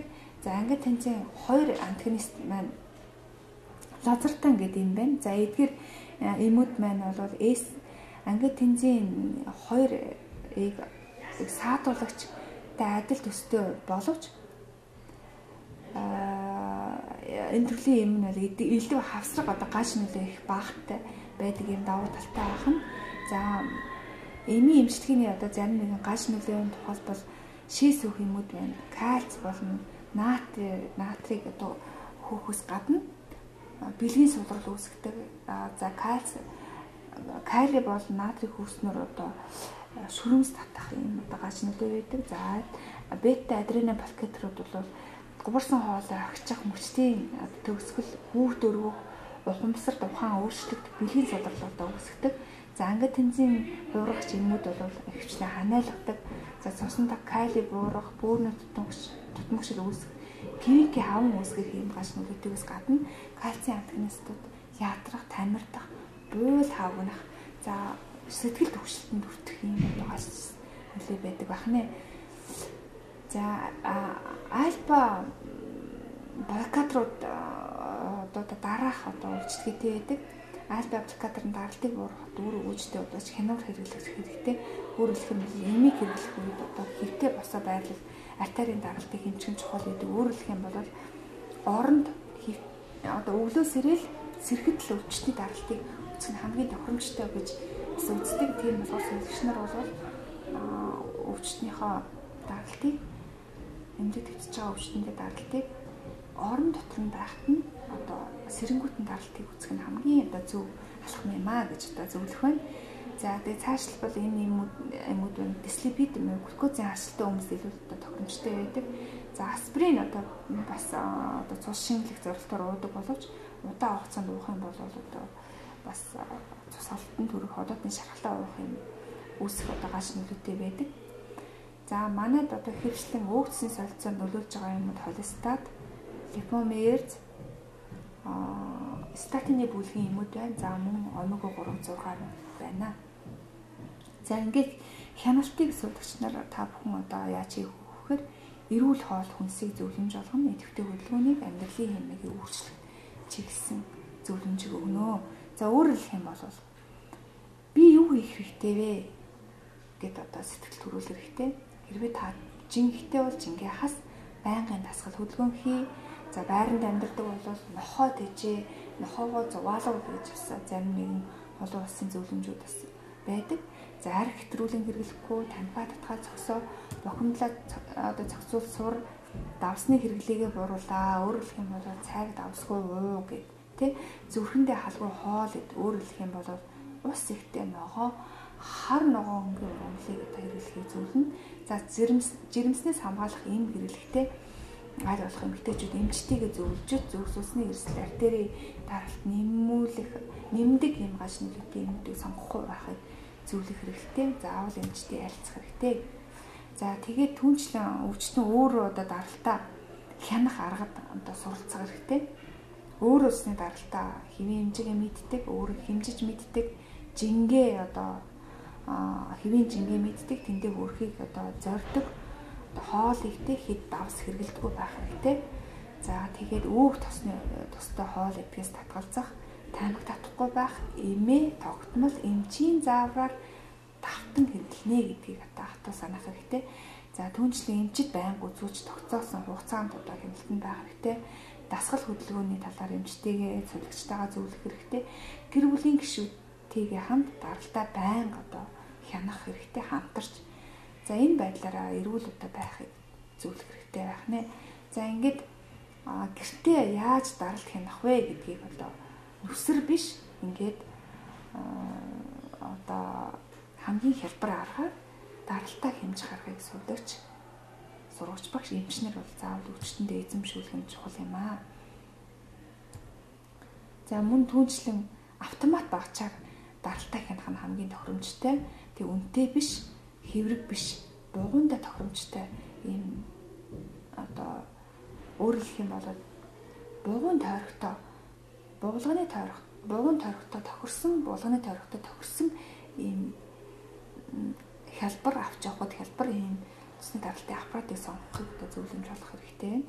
За артерийн даралтыг үр дүнтэй хянаж чадах юм бол өөрөөр хэлэх юм бол систолийн даралтыг 10, диастолийн даралтыг 5 мм мөнгөөсний багнаар бууруулсан тохиолдолд чихний шижин болон артерийн гипертензитэй холбоотой нас уралтыг 10%, тархин цус харвах эрсдлийг 38%, зүрхний шигдээсийг 50%, зүрхний дутагдлыг 50% бууруулдаг юм ач холбогдолтой юм гэдэг. Заавал бид баримтлан ингээд өвчтөндөө энийг бол бүр ой тогтоолтод ортол нь зөвлөмж олох хэрэгтэй. За ингээд цикл маягаар хянана. Эрүүл амьдралын маяг тогтмол даралтай хянах, эмийн эмчилгээндээ эмчтэйгээ хамтарч эмийн эмчилгээний төлөвлөгөө гаргах, эмийн гаж нөлөө илрүүл эмийн солихыг зөвлөмж болох хэрэгтэй байна. За урьдчилан сэргээлтийн талаар цөөн хэсгээд харуулъя. Нэгдүгээр анхдагч урьдчилан сэргээлт байна. Эрсдэл хүчин зөвлөл, ариг, тамхи, хоол, хөдөлгөөний дэглэм баримтлан. Хоёр дахь урьдчилан сэргээлт маань эрт илрүүлэлт, эмчийн болон өвчтний хяналт. Гурав дахь урьдчилан сэргээлт маань хяналт, хөндлөлөө сэргийлэх, нөхөн сэргээхийн алхмуудыг барих хэрэгтэй байх нэ. За сувилгаан дээр бид бүхэн яах вэ гэхээр хэрвээ артерийн гипертензитэй байх юм бол хэвтрийн дэглэм, хоол, орчин, тэгээ хоолны килокалорийг бууруулах, кальци баялаг хоол өгнө. За сэтгэл зүйн хувьд гадны чочрлоо сэргийлэх, айдас түгшүүрээс ангижруулах, за тэгээ ярилцах боломжоор хангах, ярих боломжоо олгох, мэдээлэлээр хангах нь чухал юм аа. За шинж тэмдгийн асаргааны хувьд бол амин үзүүлэлтийг хянах, биеийн жинг хянах, хоолтонд нь хяналттай айдас түгшүүр тэг хувцлалтанд анхаарах хэрэгтэй. Хоногт заавал 8 цагаас доошгүй хугацаар унтах боломжоор хангах хэрэгтэй байна. За ингээд эрүүл хоол буюу брокколи, бүх төрлийн байцаа, ус ихтэй ногоо, оливын тос, ургамлын тосоор баялаг хоол, түнчлэн сүү цагаан этэй тослог багтаа хүн сэргэлэх зөвлөх нэ. За хоолны давсны дард давс гэж үүдэг. Энэ дард давсны хэрэглийг бас бууруулах хэрэгтэй. За мөн давсыг аль болохоор бууруулж, хоолны давсыг бууруулж, цайны давсыг хэрэглэхгүй байхыг зөвлөнө. За мөн натрийн давсны хэрэглийг хоногтоо 2300 мг бага хэрэглэхийг зөвлөмж болох хэрэгтэй байна. За тухайлбал бид дараа тохиолдлыг бас та бүхэнд шийдвэрлэхээр оруулж байна. Өвчтөн дээд 55 настай эрэгтэй ганцаараа амьдардаг компани гүйцэтгэх захирал. За хоногт 10-аас 12 цаг ажилладаг юм байна. Нойрондоо муу гэр бүлээсээ сал 3 жил болж байгаа ганц бие. Тэгээ жилийн өмнөөс нойр хямрах болсон. За хоолндоо дургу, хүзүү хөшдөг, нүдвэрлэсэн ам цангатай, ятарн султна. За ингээд энэ хүнд ямар хоолт зөвлөх вэ гэхээр өглөө өлөн ажилдаа ирж 11 цагт 1 ба 2 дугаар хоолыг 1-5 идчихдэг. Орой 23 цагт хяам өндөг шараал идчихдэг. 21 жил тамиг татсан арх огт хэрэгэлдэг юм хүн байх нэ. За энэ тохиолдолд яг өгөхөр өвчний онш бол артерийн гипертензийн 1-р үе шат. За эмчилгээнд эндипам, кардиомагнит буюу цус шингэлэг хэм хэрэглэсэн байна. За нэмэлт шинжилгээ, жимбо урлаг, тамхинаас гарах төлөвлөгөө оруулсан байна. За ингээд эрүүл хоол, хөдөлгөөний хонслогоо сэргийлэх, сэтгэл санааны дарамт ажлын ачааллыг бууруулах юм одоо зөвлөгөө оруулсан байх нэ. За дараагийн слайданд бид дэлхийн эрүүл мэндийн байгууллагын олон улсын гипертензийн нийгэмдгээс гаргасан эрсдлийн түвшинг одоо тодорхойлохын хүснэгтийг одоо оруулсан байна. За энэ хүснэгтээр яадаг вэ гэхээр энэ хүснэгтэнд бид нэгдүгээр алхамд эрэгтэй эмэгтэй хүмүүсийг тохирсон хүснэгтийг олно. За дараагийн шатанд бол тамхи татдаг болон татдаггүй одоо бүлгийг одоо олдог. За ингээд 3 дугаар алхамд насны бүлгээс тохирсон игнийг солино. Өөрөөр хэлбэл 50-59-наас 50-60-60-аас 69 одоо 60 гэсэн юм тоонуудыг одоо сонгож авна. За 4 дугаар алхам дээр бол хүснэгтэн дотор тухайн хүний сэслийн даралт миллиметр мөнгөн усны багнаар өгөгдсөн байгаа. За түүнчлэн холестерины үзүүлэлт 1-ээс 8 холестерины үзүүлэлт бол 4, 5, 6, 7, 8 гэсэн юм одоо дараалалаар явсан байгаа. Энэхүү дөрвжингийн хөнгө нь 10 жилд одоо амьд халтай халхуу нэрслийг тодорхойлдог. Хэдий чиний тухайн хүний өнгө одоо улаан болон хөрөн улаан нөлөө шилжин төдий чиний эрсдлийн зэрэг өндөр байдаг. Тухайлбал ногоон байх юм бол 10-аас бага эрсдэлтэй үзэх гэж үздэг. Хэрвээ улбар шар байх юм шар болон улбар шар байх юм бол 10-аас 20%. За ингээд улаан болоод ирэх юм бол 10-аас 30%. За илүү одоо тод улаан болоод ирэх юм бол 30-40%. Хүрэн улаан болох юм 40-с дээш хувийн одоо эрсдэлтэй гэж үзэх нь. Айл болохоор энэ эрсдлийг бууруулах зөвлөгөө зөвлөмжийг бид одоо өгөх хэрэгтэй байх нэ. За ингээд асуулт байвал хариулах бэлэн байна.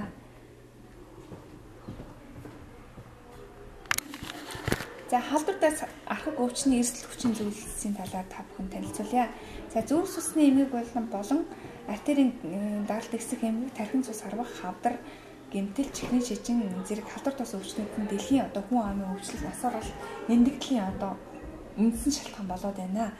Дэлхийн эрүүл мэндийн байгууллагын мэдээгээр эдгээр өвчнүүд нь дэлхийн хүн амын нас оролтын 60%-ийг эзэлж байгаа бөгөөд 2020 он гэхэд нас оролтын 73% хүрэх магадaltaй байна хэмээн одоо тооцоолсон байна.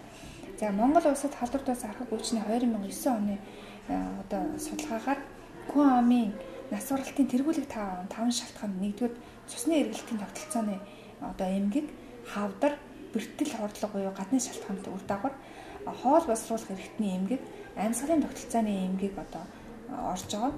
За ингэхээр эрүүл мэндийн статистик мэдээ баримтаас үзэх юм бол 2007 онд хүн амын нас баралтын шалтгааны 36%-ийг цусны эргэлтийн тогтолцооны эмгэг, 20.1%-ийг одоо хавдар, 19.9%-ийг осол гэмтэл хордлого болон годны шалтгаанд одоо өвчлөл эзэлж байна гэж үзсэн байна. За өөрөөр хэлэх юм бол жилд дунджаар 5500-аас 6000 хүн буюу 3 хүний нэг нь цусны эргэлтийн тогтолцооны эмгэг, 2600-аас 3000 буюу 5 хүний нэг нь осол гэмтэл хордлого гадны шалтгааны улмаас нас орж байна гэсэн юм одоо мэдээ байна. За 2005 оны халдвартаас архаг өвчний одоо түвшин тогтоох шатлсан судалгаагаар 10 хүний нэг нь халдвартаас архаг өвчний эргэлт хүчин зүйлтэй, 5 хүний нэг нь 5 хүн тутмын 5 хүн тутмын нэг нь одоо 3 болон түүнээс дээш одоо эрсдэл хүчин зүйлтэй байна. Өөрөөр хэлэх юм бол эрсдэл ихтэй хэмээн энэ судалгаа гарсан. За 45 болон түүнээс дээш насны эрэгтэйчүүдийн 2 хүн тутмын нэг нь халдвартаас архаг өвчний эрсдэл өндөртэй байна гэж ийм том судалгаа гарсан байна. Тэгэхээр халдвартаас архаг өвчин бол дэлхийд нэгдүгээр зүрх судасны өвчин, тархин цус харвах, хавдар, чихний шижин, амьсгалын тогтолцооны эмгэг бол орж ийн.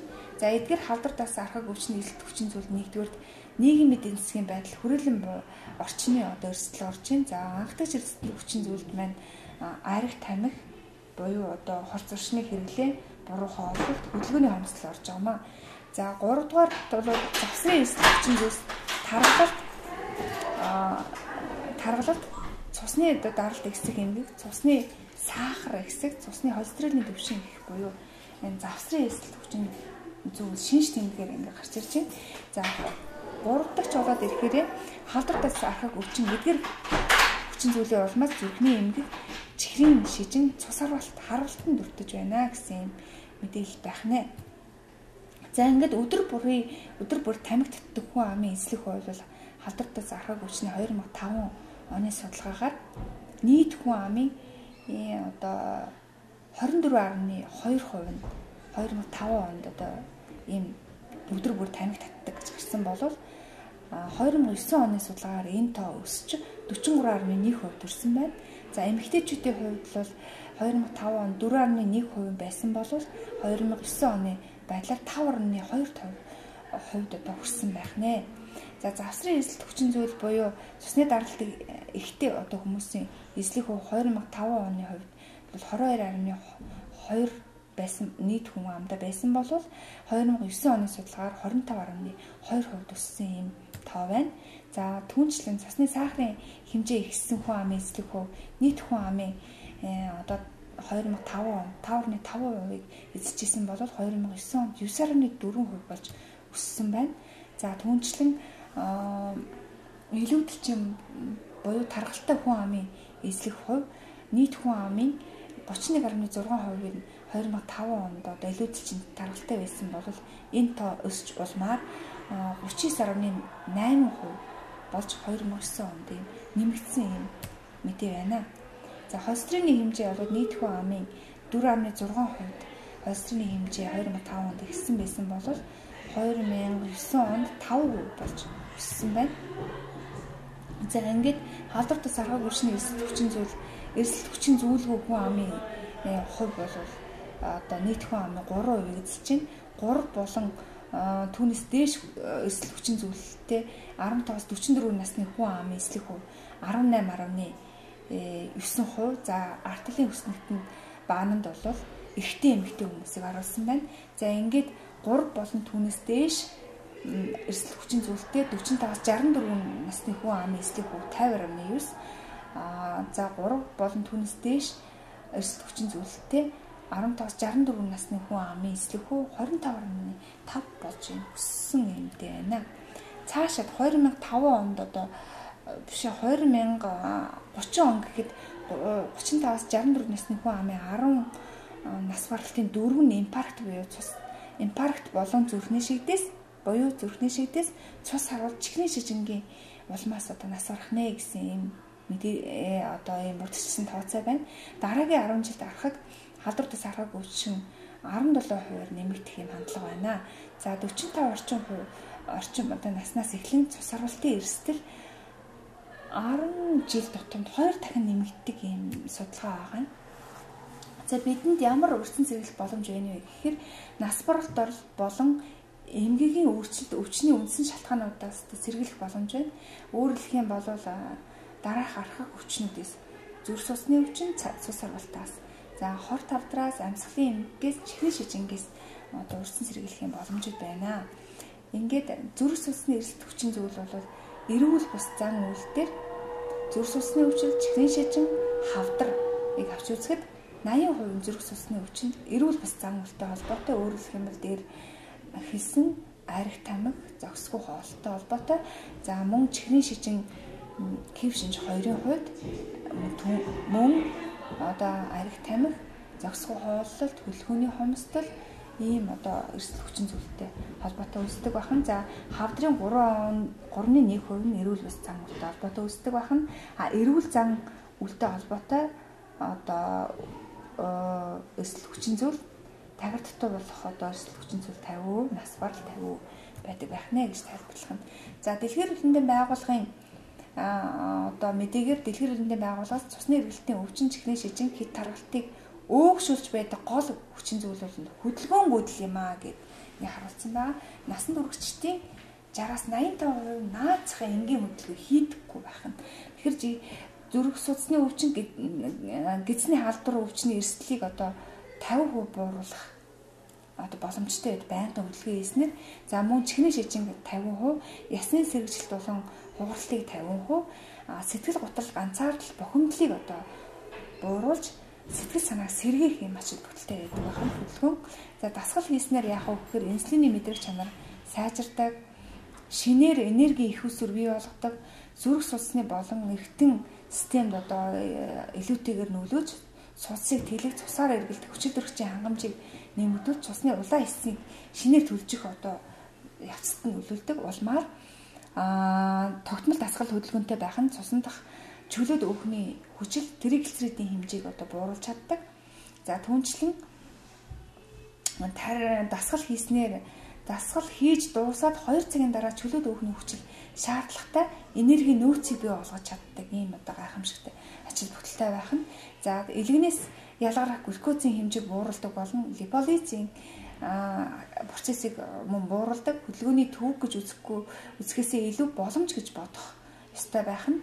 За өдөр бүр янз бүрийн байдлаар аль болох идэвхтэй хөдөлгөөнийг хийж эрчимтэй дасгалуудыг одоо заавал хийх нэ. За энд бол гурвалжин ямар хөдөлгөөний гурвалжин байна уу гэхээр цахилгаан шатны оронд шатаар үхс, ногоо тариг, гэрээ цэвэрл, нохоогоо салхилуул, телевиз үзэхийн оронд алсын удирдлага одоо хэрэглэхгүй байх, телевиз үзэж одоо 30 минут суухгүй байхыг зөвлөнө өдөр бүрийн. За түүнчлэн 7 хоногт 3-5 удаа яах вэ гэхээр 30 минут болно түүнээс дээш хугацаагаар алхан, дуун, усан цэлэн, бүжиглэн, тенс тоглох. За түүнчлэн биеийн уян хатан чанарыг одоо сайжруулах юм бол дасгал хийхүр 7 хоногт 2-3 удаа гольф, боулинг, зугаалах, за хүндийг өргөх сонголтын дасгалуудыг хийдэг. За манай хүмүүс одоо бас энэ барилга дээр ажиллах, юм өргөх, хүүхдтэй хөөцөлдөж тоглох ийм одоо янз бүрийн дасгалуудыг санал болгоод болохыг. За түүнчлэн 30 минут болон түүнээс дээш хугацаагаар зурагт үзэх, суух, компьютер дээр ажиллахыг айл болохоор гурвалжингийн орой амьдралын хиймээрээс тасдаж хаяа гэсэн юм зөвлөгөө өгдөг байх нэ. За дэлхийн эрдэмтэд байгууллагаас гаргасан зөвлөмжид 7 хоногт одоо 3-5 өдөрт дунджаар 30 минут идэвхтэй хөдөлгөөнтэй байх. За өдөрт 3 удаа 30 минутаас 10 минут идэвхтэй хөдөлгөөн хий гэдгийг зөвлөдөг байх нь. За ингээд идэвхтэй хөдөлгөөн хийснээр яг уу гэхээр 3 өдөр 20 минут орчим эрчимтэй хөдөлгөөн хийхийг дэлхийн эрдэмтэд байгууллага зөвлөдөг таа. Өөрөөр хэлэх юм бол эмэгтэйчүүдийн эрүүл мэндийн судалгаагаар цэвэршилтийн үеийн 50-79 насны 73 мянган эмэгтэйчүүдийн донд 7 хоног дор хаяж 2.5 цаг алхаснаар 3.2 жилийн дотор зүрх судасны өвчлийг 30% бууруулж байсан юм одоо үр дүн байх нь. За зохисгүй хооллолтын талаар товчхон мэдээлээ. Хоолны баланс алдагдал нь хэд хэмжээний наатар болон энергийг хөрвүүлдэг. За өнөөгийн нийгэмд орчин үеийг Аз үйлдвэрлэжсэн одоо эдийн засгийн нийгмийн хэм маягтай хавсарч хөдөлгөөний хомсдол бий болдог. Ингэснээр одоо зохисгүй хооллолт болон хөдөлгөөний хомсдол нь хүн төрөлхтөнд томоохон хэмжээний хувьсэл өөрчлөлтийг одоо бий болгоод байгаамаа гэж үздэг байна. За ингээд хоол тэжээлийн тэнцвэрийн алдагдал нь цуснд өөх цэсний одоо салцааны алдагдал, бага нэгтгэрлээ липопротеидын хэмжээ ихсэж атеросклероз болон даралт ихсэх эмгэгийг одоо үүсгэдэг. За хөдөлгөөний хомсдол болон хоол тэжээлийн тэнцвэрийн алдагдал хавсарч илэрснээр илүүдэлжин болон тархалтыг үүсгэх глюкозын тэнцвэр байдлыг бууруулснаар чихрийн шижин үүсгдэг байна. За зохисгүй хоолт бол хоолны илчлэг болон өөх тус ихсэх нь зүрх судасны өвчин ялангуяа садварл өвчний эрсдлийг харин нийлмэл нүүрсээс эслэг багтаа хоол өмсөн чихрийн шижин хавдраар үүсэх эрсдлийг нэмэгдүүлдэг. За хоолны эслийг нэмэгдүүлж өөх тусны давсны хэрэглийг бууруулснаар хоол тэжээлийн зөвлөмжийг зохистой хоолтын хоол тэжээлийн зөвлөмжийг багаснаар халдвар тус арах өвчний эрсдлийг бууруулах боломжтой маа. За зохистой хоол хүнс нь 5 зарчим байдаг. Нэгдүгürt өдөр бүр олон нэр төрлийн хоол хүнс хэрэглэх. Аль болохоор 6 нэр төрлийн хүнсний бүтээгдэхүүн зургуулan гасна хэрэглэх.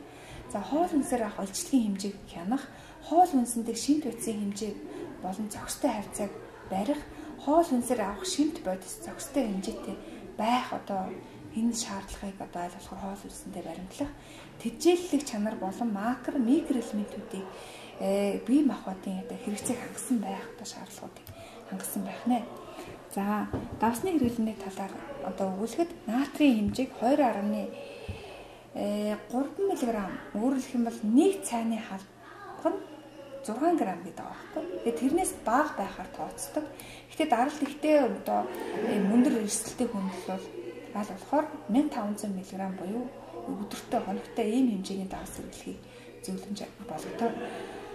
За монголчуудын хоол хүнсний зохистой хэрэглээний одоо хоногийн хоолны хэмжээ гэр зөвлөмжөөр одоо зөвлөсөн байдаг. Тэгэхээр гэр зөвлөмжийн дагуу одоо бид одоо хэдийн хэмжээний хоол хүнс, хэдийн хэмжээний нэг чах хоолтой зохицуулж хэрэглэх ёстой байх нэ. За биеийн жингийн илүүдэл болон тархалтын талаар цөөхөн одоо тайлбар хэлье. Тархалт бол чихрийн шижингийн хүмүүсийн одоо амьдрах хугацааг 8 жилээр буруулждаг. Тэгэхээр илүүдэл жинтэй хүмүүсийн 80% нь 2 дугаар хэлбэрийн чихрийн шижин байдаг. За хүний биеийн жин 1 кг-аар нэмэгдэх тусам чихрийн шижингийн эрсдэл 5% нэмэгддэг. Өөрөөр хэлэх юм бол жин нэмэгдэх тусам артерийн гипертензийн артерийн даралтын түвшин нэмэгдэх хандлагатай байдаг. За тарган хүмүүс турхан онтой харьцуулахад артерийн даралт эсрэг зүрхний ишмийн өвчнөд нэрвэгдэх эрсдэл 70% илүү байдаг байх нэ. За тийм учраас биеийн жингийн индекс, биеийн жингийн кинтлийн индексийг баримталж бид биеийн жингийн илүүдэл жингээс одоо сэргийлэх зөвлөмж өгөх ёстой ахна. За түүнчлэн энэ алим хэлбэрийн тархалтыг лир хэлбэрийн тархалт буюу бүслэгийн тойргийн хэмжээ, бүслэгийн өөрчлөлтийг бууруулах одоо зөвлөмжийг эм төлөвшөлттэй бол заавал өгж явах ёстой ахна. За амьдралын хэм маяг өөрчлөх, хооллолт, идэвхтэй хөдөлгөөнийг тохируулж чадах юм бол чихрийн шижинд хүрэх эрсдлийг 60%, за биеийн жинг 5% бууруулахад систлийн даралт болон диастлийн даралт 4 мм мөнгөөснөө бууруулдаг байна. За биеийн жингийн илүүдэлтэй байх нь ямар ч өвчний эмчилгээний үр дүнгуудаа илүүдэлгүй байх ямар ч өвчний эмчилгээний үр дүнгуудад нэмэгдүүлдэг юм сайн талтай байх нэ. Тэгэхээр дэлхийн эрдэмтдийн байгууллагын зөвлөмжөөр бол 7 хоногт 1 паунд уйд 400 г сарда 2 кг хүртэл бууруулахыг одоо стандарт гэж үздэг. Тэгэхээр энэ хэмжээнд одоо турхтаа өдөрт хоолны эзлэгийг 300-аас 500 г бууруулж чадах юм бол 7 хоногт 500 г жим буурч чадна гэсэн юм зөвлөмж байна. За тамхи бол зүрх судасны өвчин, харалтын гол эрсдэл хүчин зүйл гэдэг. Тамхи бол бусад эрсдэл хүчин зүйлүүдийн хамт зүрхний шигдээс үүсэх чихрийн шижин, зүрх сүсний хүндрэлийг одоо нэмэгдүүлдэг. За ингээд эрсдлийг зүрхний шигдээсийн эрсдлийг 2% хэсэгдэг байна. За зүрхний шигдээсээр өвчлөх эрсдэл нь тамхины хэрэглээ болон уушиг, түнх, залгуур хоолой, улаан хоолой хамтрын одоо гол эрсдэл хүчин зүйл болж идэг. Түүнчлэн умаа үзүүний одоо хор тавдраар өвчтөг эрсдлийг бас нэмэгдүүлж эрс цэвэршилтэнд хүргэдэг байна. За тамхи болон цус харгалтын талаар одоо цөөн баримтыг тодруулъя. За тамхи нь ишмийн гаралтай цус харгалт болон геморгийн гаралтай цус харгалтын одоо аль альных нь эрсдлийг нөхцөлдүүлдэг. Тэгэхээр тамхиг хайж чадвал 2-4 жилийн дотор ишмийн гаралтай цус харгалт болон нийт эрсдлийг одоо бууруулж чаддаг байна. За тамхи татах нь богино хугацааны механизмаар ишмийн гаралтай цус харгалтыг үүсгэх эрсдэл хүргэх бөгөөд тархины цусны урсгалыг одоо цусны урсгалыг удаашруулсан артерийн цусны нариуслал үүсгэх гэж үздэг. Тэгэхээр тамхиас гарахын тулд өрхийн эмч болон сувлагч, нийгмийн эрдэмтдийн ажилтан одоо эмчнэр бол 5 зарчмыг баримтал зөвлөгөө өгөх хэрэгтэй ахна. Нэгт нь ask буюу асуу. Тамхи татдгийг одоо асуух нь. Хоёрдугаарт advice буюу тамхиас гарах зөвлөгөө. Тэгээд assist буюу тамхиас хаяхт нь дэмжлэг үзүүлэх. Assist буюу тамхиас гарах оролдлогод нь туслах. Average буюу хяналт тусламжийг одоо зохицуулах. Ийм одоо арга барил бид одоо суралцах хэрэгтэй ахна. За арх согтууруулах ундаа нь дэлхийн эрдэмтдийн байгууллага бол арх согтууруулах ундааны улмаас согтох, хордох, түнчлэн архид дондох өвчтөй болохоос гадна титэм цусны өвчин, харуул, чихрийн шижин зэрэг 63 өвчин одоо архиталтай ямар нэгэн байдлаар холбоотой юм аа. Илгэний хатруул, улаан хоолой бол тамхитай холбоотой юм а гэдгийг бол дэлхийн эрдэмтдийн байгууллага тодорхойлсон байдаг. Арх хэтрүүлэн хэрэглэх нь Европт цаг бүсийн үхлийн 20 дахь гол шалтгаан болдог. Тэгэхээр эрсдлийн тоон үзүүлэлтийн хувьд өдөрт 0-оос 20 г хөхний хав 20 г уух юм бол Хөхний хавдрын эрсдэл нэмэгдэг. Ургийн архины хам шинж эрсдэл үүсдэг байна. За өдөрт 20-25 г хэрвээ архи сатуурлах ундаа одоо уудаг бол элгэний хатуурал болон цусны даралт ихсэх эмгээг үүсгдэг байна. Өдөрт 50 г хавдар 50 г архи хэрэглэх юм бол хавдар элгэний хатуурлыг үүсгдэг юм одоо аюултай байна. Тэгэхээр стандарт хэрэглээ гэж юу хэлж байна гэхээр 10 г цэвэр этилийн спирт агуулсан одоо этилийн спирт агуулсан буюу түүнтэй тэнцвүүч хэмжээний одоо архи сатуурлах ундаа орсон байх юм бол энийг стандарт хэрэглээ гэж нэрлэдэг. За ингээд зохистой хэрэглээг яаж үнэлэх вэ гэхээр архи сатуурлах ундааны хэрэглээний зөв хий маягийг аюулгүй хэрэглээ, хортой, үр дагавар, өвхөц хэрэглээ, архины хамгаалал гэсэн 3 түвшинд одоо ангилдаг. За аюултай хэрэглээ гэдэг нь хор хөнөөл учруулах хүч хэрэглээг одоо авч үздэг. Хортой үр дагавар өвхөц хэрэглээ гэдэг нь бие махбод болон сэтгцийн эрүүдэмдэд хохирол учруулах одоо хий маягийг хэлдэг. Архины хамаарал гэдэг нь тухайн хүний эрхэмлдэг байсан үнэт зүйл нь утгаа алдаж архийг энэ дөрөнд тавих физиолог зан үйл танин мэдхүүд нь суурилсан гавсарсан эмгэг буюу одоо үндсэн шинж нь архи уух дур хүсэл одоо илрэх зан үйлийг хэрэглэдэг. Энэ эмгэг нь дахин хандлагатай байдаг байна. За архины талаар одоо үйлчлүүлэгчтэй ярилцахтаа одоо дараах аргыг хэрэглэдэг. C буюу архийг хэрэглэхээ багасгах, A буюу архийг багасгах талаар цочроож өгөх, G буюу архийг жигшээх, E буюу архинаас гарах талаар сэдэж өгөх хэрэгтэй байна. За архины хэрэглээг үнэлэхэд дэлхийн эрдэнэ байгууллагаас боловсруулсан архины хэтрүүлсэн хэрэглээний илрүүлэх асуумж аудитыг одоо ашигладаг. За энэ асуумж нь 10 асуултаас бүрдэх бөгөөд асуулт тус бүр нь сонгох хариулттай, хариулт бүр нь одоо тгээс 4 оноогоор үнэлэгддэг. Оноог нэмж нийт оноог гаргадаг юм байхын. За ингээд 7-оос бага буюу тэнцүү байх юм бол согтууруулах ундааг огт хэрэглэдэггүй буюу эрсдэл багтай. 8-аас 15 байх юм бол архи хэтрүүлийн хэрэглэгч буюу аюултай хэрэглээ.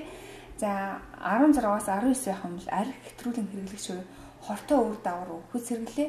За 20-с 40 оноотой байх юм бол архины хамааралтай гэж үздэг байна.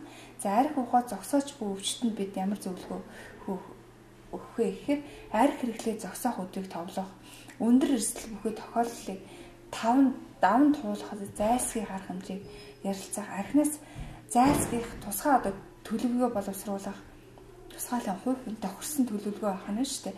За архи хэрэгдэг найз нөхөдтэй автагдахгүй байх, архинаас гарахт нь тусалж чадах найз нөхөд гэр бүлийн гишүүдийг өвчтөнд ойлгуулах, за түүнийг зэмлэлд ад үзэж шүүмжиж болохгүй.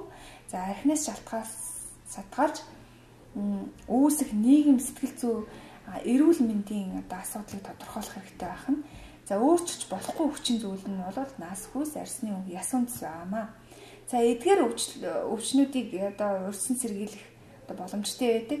За архи тамхины хэрэглээ эрүүл ус хоолойд хөдөлгөөний дутагдал болон энэ зохисгүй хэрэглээтэй холбоотой эрсдэл хүчин зүйлийг багасгаснаар зүрх судасны өвчин цус харвалт чихрийн шижин хэв шинж хоёрыг одоо 80%, хорт хавдрын тохиолдлыг 3.1 хүртэл хувиар одоо бууруулж болох байх нэ.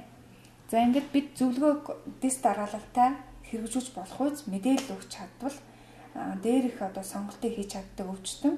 За өвчтнээ сайн ойлгуулж, зөв чиглүүлж, энгийн нотлохотой мэдээлэл, шинжлэх ухаанч одоо мэдээллийг бид бас илүү төлхөө одоо оруулах хэрэгтэй байна. За түүнчлэн амьдралын хий маяг болон яагаад эрсдэл хүчин зүйл болчдөг юм бэ гэхээр хөдөлгөөн, хоол тэжээлийн зохисгүй хэрэглээ, бензингийн илүүдэл, тамхины хэрэглээ, за тэгээд архины зохисгүй хэрэглээг бид одоо дээр дурдсан сургалтандаа заавал оруулах хэрэгтэй байна. За тэгээд тухайн эрсдэл хүчин зүйл халдвартаас арга өвчин ямар өвчнүүдийг үүсгэх вэ гэхэд гэж одоо ярилцах юм байна. Өөрөөр хэлбэл энэ асуултыг одоо бид та бүхэн тавьж байна. За ингээд буруу дадал хэвшлийг яаж өөрчлөх юм? Буруу зан үйлийг тогтооно, өөрчлөхийг хүлээн, амлалт авна, тогтмол цагт одоо хийж зөвлөгөө өгч хэвшүүлэх нь цөхрөлтгүй орлоготой байх нэ. За буруу дадал зуршлыг өөрчилсөн гэдгийг хэрхэн үнэлэх яаж үр дүнг нь тооцох талаар та бүхэн дэлгэрүүлэн уншихыг санал болгож байна. Ингээд анхаарал тавьсан явдал баярлалаа.